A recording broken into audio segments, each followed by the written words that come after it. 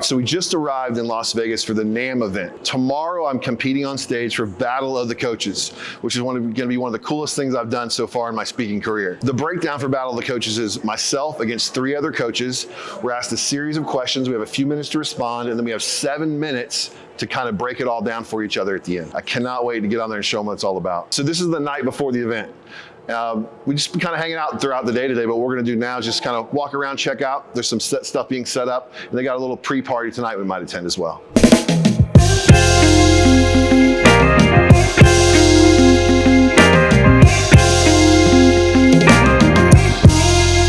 to see you, brother. Good to see you. Good to see you.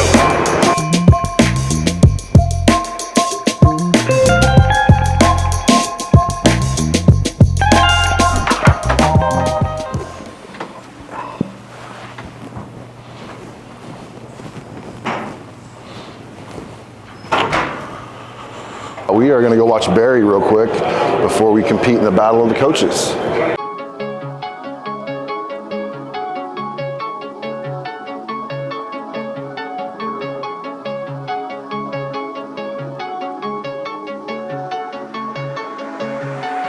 Top performing coach, author, speaker, 30 years of experience, helping people turn adversity into achievement. But what I love about Chris is he works on the 3 M's: mindset, motivation, and momentum to drive some serious results. Welcome, Chris Welton.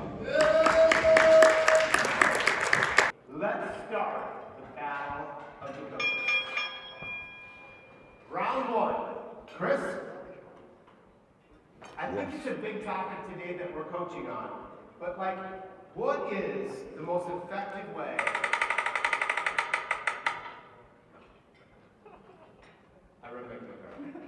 You ready for this? I've already started this up. Let's go. What is the most effective way to get in the right room and grow my business? Well, the first thing I do teach inside my coaching practice is a thing called the One Jordan strategy. I'll be very brief with that. The One Jordan strategy is I find someone that I want to connect with. I get their shoe size. I send them one Jordan shoe and a handwritten note that says, if you want the other shoe, give me a call. Now, that's one of the reasons I'm on stage today, okay? And one of the reasons I've gotten in the rooms that have changed the trajectory of my career. But more importantly, what it comes down to is, what makes you unique? What makes you different?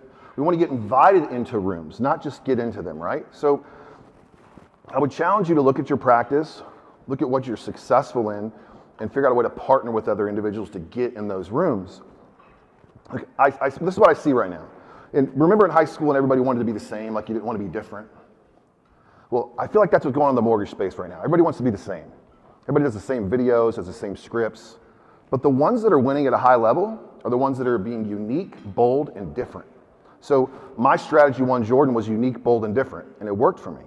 But what's your strategy going to be? Is there something that you can reach out to someone with? You can take the One Jordan strategy and run with it. Love for you to do that. But what it comes down to is, how unique can I be to separate myself from the competition, to get in the rooms to meet the people that I want to meet? The second part of that is, be very dialed in on who it is you want to meet. Create a list of the people you want to connect with. I created my list sitting at an airport one time for an 8-hour delay on who I wanted to connect with.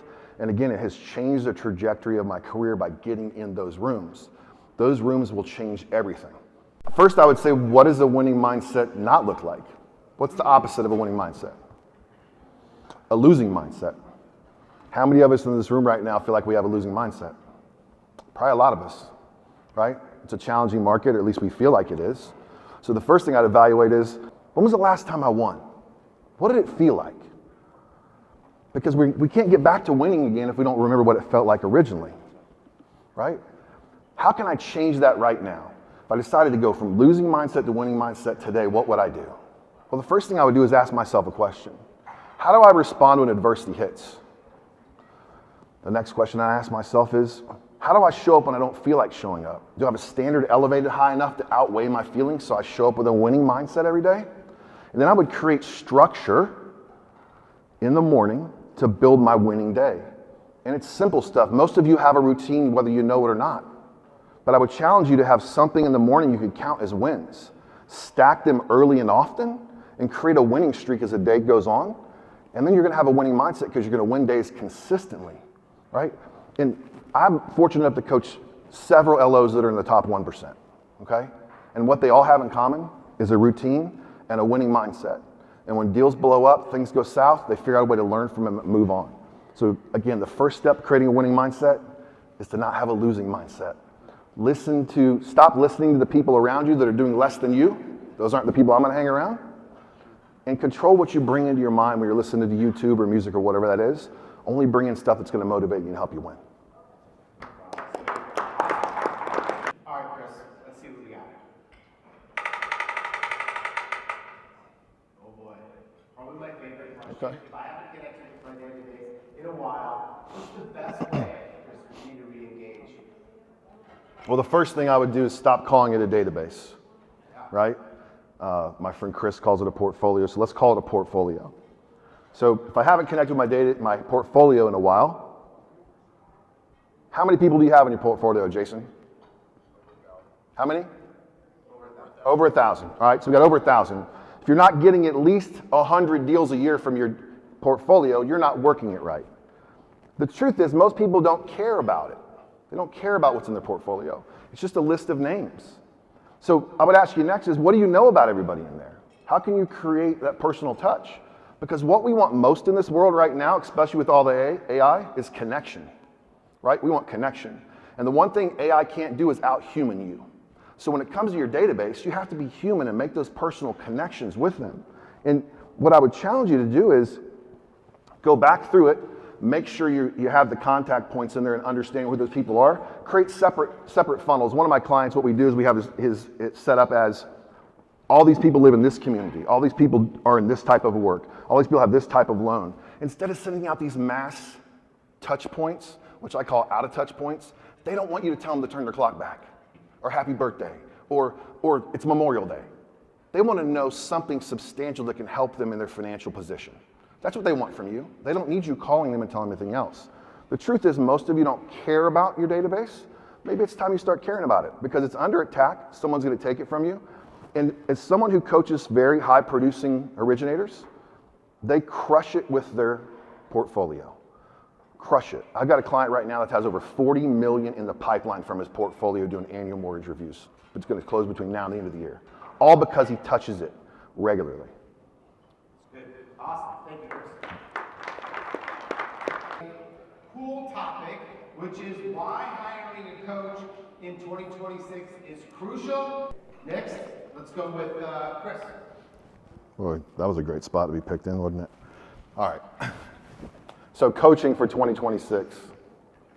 The truth is, I'm not sure that coaching may be what you actually need. You know, a lot of us, I believe, today are looking for an easy button. Maybe we're looking for somebody to do the work for us. Maybe we're looking for that next script or that next instant tactic that's going to take us to the next level. And that's not what coaching's about. Coaching really comes down to figuring out what your why and your purpose are, which I call my burn, and figuring out a way to get them to ignite regularly to grow everything in your life. Coaching saved my life from an early age. Being born the son of a drug addict with a limb difference, a coach saved my life at a young age and taught me how to play baseball. Baseball was the reason why I learned confidence early on. So when I had the opportunity to sit in the coach's chair for the first time, I felt like it was the highest honor you could possibly give me besides being a husband and a father. Now, a lot of you, again, looking for the easy button, looking for a shortcut to get to that next level. But I would ask you, what are you doing every day to make sure you get where you want to go?